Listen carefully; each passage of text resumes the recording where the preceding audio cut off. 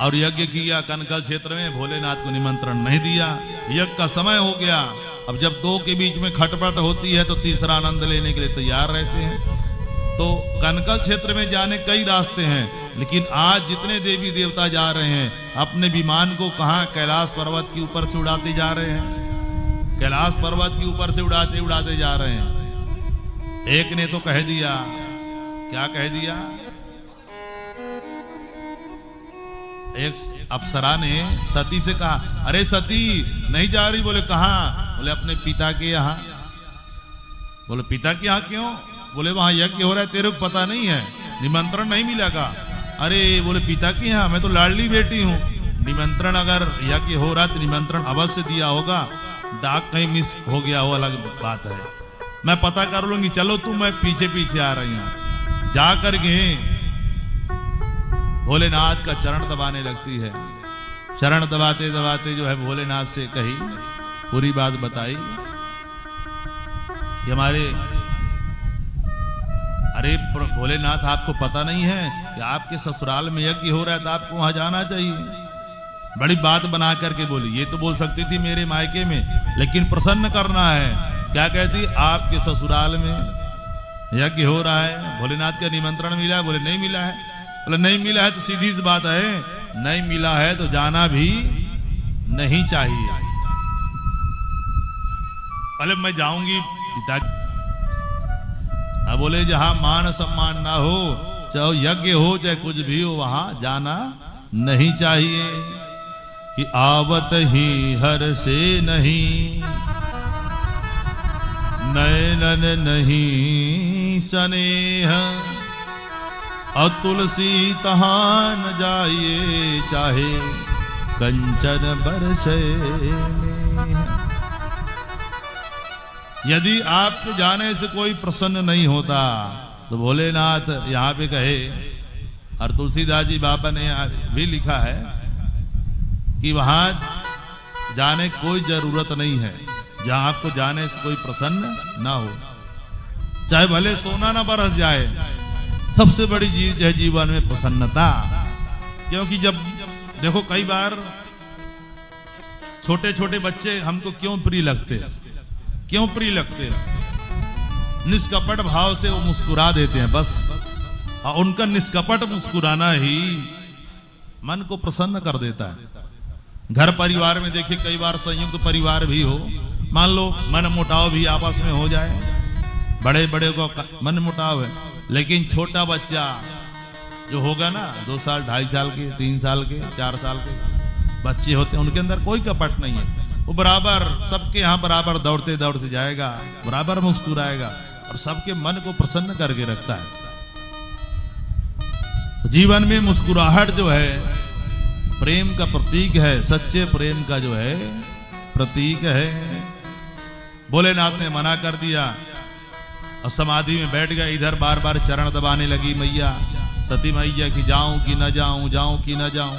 निकल करके जाती है बाहर, बोलते पिताजी को मना के ले आऊंगी, उनको मिला के ले जाएंगे। इस विचार से अंत में विक्षिप्त की भांति अंत में निकल ही जाती है। भगवान आंख खोल के देखे जा रही है तो साथ में भगवान भोलेनाथ ने 60,000 गणों को भेज दिया, जाओ ससम्मान जो है पहुंचा के आओ। कितने? 60,000 गणों को। मैया का कोई साधारण थोड़ी है, जगत जननी मैया है, साक्षात जगत जननी सती रूप में प्रकट हुई है। भाई जितना बड़ा अधिकारी कर्मचारी होता है उसका प्रोटोकॉल भी उतना बड़ा होता है। हाँ देखिए मुख्यमंत्री का आगमन होता है तो आगे पीछे कितनी गाड़ियां, सैनिक पीछे लगे रहते हैं, प्रधानमंत्री और ज्यादा। हाँ तो ऐसे ही ये तो जगत के भाई जगत के आधार हैं। तो 60,000 सैनिकों को जो है गणों को भेज दिया है। मैया जाती है, साथ में गई, बहनों से आपस में बात की, बहनों ने थोड़ा बात किया, बाकी लोग बात भी नहीं कर रहे थे। लेकिन मायके में तो माँ का महत्व होता है। मैया जैसे देखी देख करके प्रसन्न हो जाती है, गले से लगा लिया है कि सादर भल ही मिली एक माता, भगनी मिली बहुत मुस्काता। मुस्काता। सादर भलाई मिलीक माता, भगनी मिलनी बहुत मुस्काता। सादर भलाई एक माता, सादर भलाई मिलीक माता, भगनी मिली बहुत मुस्काता। भगनी मिलनी बहुत मुस्काता।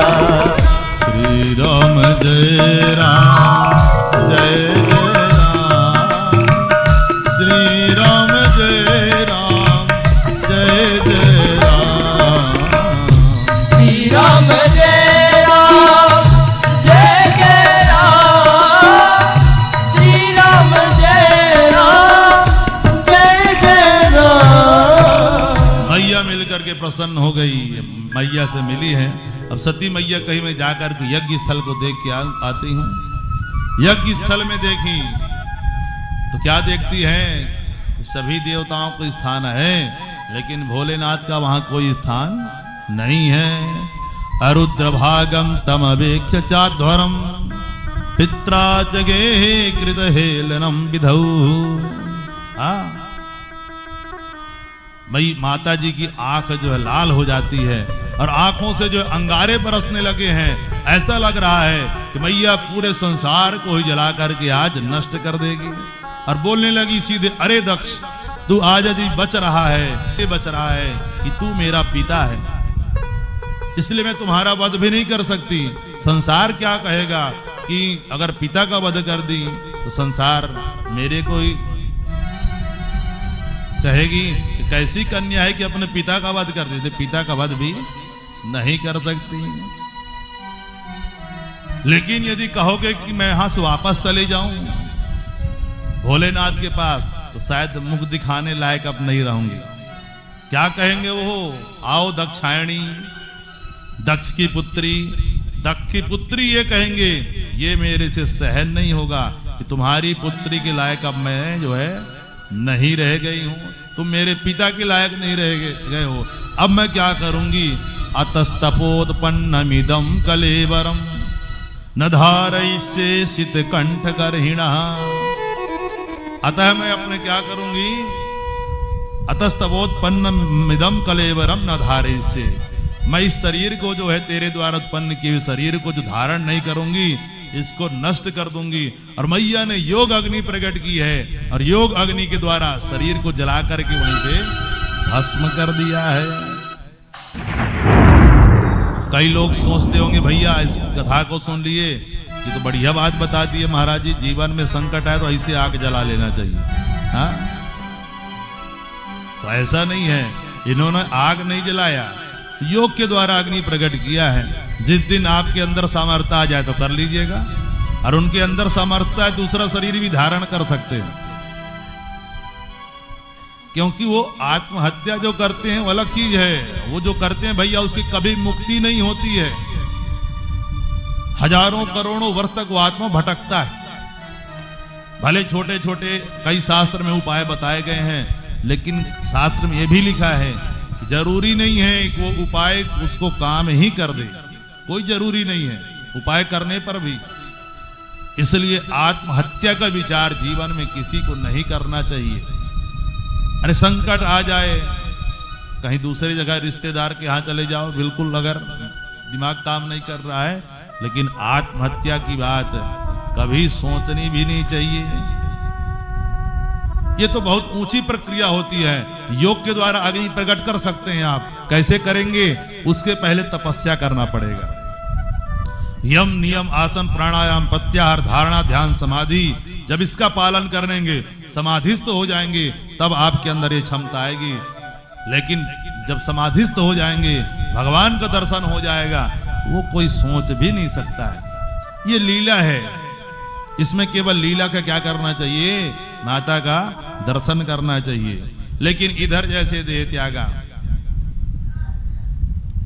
हाहाकार मच गया, जितने गण आए थे सब युद्ध करने लगे, सब यज्ञ को नष्ट करने लगे। लेकिन भृगु जी ने मंत्र शक्तियों के द्वारा कृत्या को प्रकट किया है। शक्ति विभिन्न शक्तियों के द्वारा भूत प्रेत को मार करके जो भगा दिया। 60,000 जो गण आए थे उसमें 20,000 जो है मारे गए। कितने? 20,000। 40,000 ही वापस गए। बोले सीताराम। उधर नारद जी ने जाके भोलेनाथ को बता दिया। भोलेनाथ भक्त देवता के आंख निकाल लिए, भूखा देवता के दांत तोड़ दिए और अंत में दक्ष के सिर को अलग करके यज्ञ कुंड में क्या कर दिया? स्वाहा। स्वाहा हो गया और सभी यज्ञ को तहस नहस करके सब प्रस्थान कर जाते हैं सभी देवता। और इसमें एक बात और आई है कि विष्णु जी से भी वीरभद्र का युद्ध हुआ है। विष्णु भगवान जो है हारने लगे। ये शिव पुराण में कथा आई है। जब विष्णु भगवान हारने लगे तो अदृश्य हो जाते हैं। बोले प्रश्न यहाँ पे नारद जी ने कहा कि विष्णु को क्यों युद्ध करना पड़ा? तब यहाँ पे कहते हैं दधीची मुनि ने एक बार श्राप दिया था कि उन्होंने एक राजा छु नाम के राजा थे, उनका पक्ष लिया था उन्होंने। राजा ये विष्णु की दधीची जी भगवान भोलेनाथ के साथ की तपस्या कर रहे थे और छु ने किसका किया था? नारायण का। तो नारायण बार बार कह रहे थे राजा छु कि इनको जो है किसी कोई अपराध कर दिया था उसने, तो बोल रहे थे इनको क्षमा कर दो। दधीची बोले हम नहीं करेंगे, इसने बहुत बड़ा अपराध किया है। तो भोलेनाथ की तपस्या करके इन्होंने वरदान मांगा था कि मेरा शरीर वज्र का हो जाए, मेरी हड्डी वज्र का हो जाए, कोई वध ना कर सके, मैं अधीन रहूं। दधीची जी ने आशीर्वाद मांगा था। तो दधीची जी ने क्रोधित होकर विष्णु जी को जो है श्राप दिया था कि आपको भी एक बार किसी से युद्ध करना पड़ेगा और ऐसे पुरुष से युद्ध करना पड़ेगा कि जिससे मैंने अपने से छोटे से आपको पराजित होना पड़ेगा। भाई आप मेरे को कह रहे हो कि राजा के सामने झुक जाओ, मैं क्यों झुकूं? तो इसी कारण से उन्होंने दधीची जी ने श्राप दिया था। अब इधर क्या हुआ भैया? दक्ष को जब यज्ञ कुंड में स्वाहा हो गया, सब हाहाकार मच गया, सब देवी देवता लौट करके। अब ये कथा तो इसमें शिव पुराण में यहीं तक बताई है, लेकिन ये कथा आगे भागवत में तो 2-2 मिनट उसको भी बता देता। बोले सीताराम। शिव पुराण में इतना ही बताया कि यहाँ पे ऐसा करके देह जो है त्याग दिया।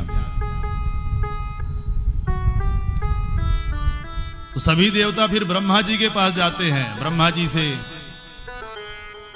बोले कि हमें क्षमा याचना भोलेनाथ से जाके निवेदन करिए। कोई कह रहा है मेरी दाढ़ी दे दीजिए, कोई कह रहा है कि मेरे दांत दे दीजिए। बोले चलो भोलेनाथ के पास। भोलेनाथ के पास गए, निवेदन किया। भोलेनाथ भृगु जी ने दाढ़ी मांगी तो थोड़ी सी दाढ़ी दे दी, फ्रेंच कट। भूखा देवता दांत मांगे तो बोले थत्तू घोल के पीते रहो। भग देवता ने आंखें मांगी तो बोले तुमको मित्र दृष्टि से देखोगे तो दिखाई देगा। ऐसा बोले महाराज जी एक कृपा और करिए, आप यज्ञ को पूर्ण करिए। बोले जजमान को बुलाइए। बोले जजमान का धड़ है लेकिन सिर नहीं है। बोले कृपा करिए। तो जो श्राप दिए थे नंदी बाबा ने बकरे का सिर लग जाए, तो बकरे का सिर बोले बहुत मैं करता है कि मैं तो इसको मैं कर दो। हाँ, तो वही बकरे का सिर जो लगा दिए। और जैसे बकरे का सिर लगा है, दक्ष ने बड़ी प्यारी स्तुति किया भोलेनाथ का। अब भोलेनाथ की स्तुति कर रहा है, जो कि बकरे का सिर लगा है, तो कुछ भी कहे तो मुख से क्या निकले? बम बम। इसीलिए हम भोलेनाथ के पूजा में क्या कहते हैं? बम बम। बम बम कहने से भोलेनाथ क्या होते हैं? प्रसन्न हो जाते हैं। आइए 2 मिनट के लिए हम लोग बम बम कह लेते हैं थोड़ा सा। बम बम लहरी शिव शिव लहरी सब गाइए। अगड़ बम शिव लहरी, बम शिव लहरी।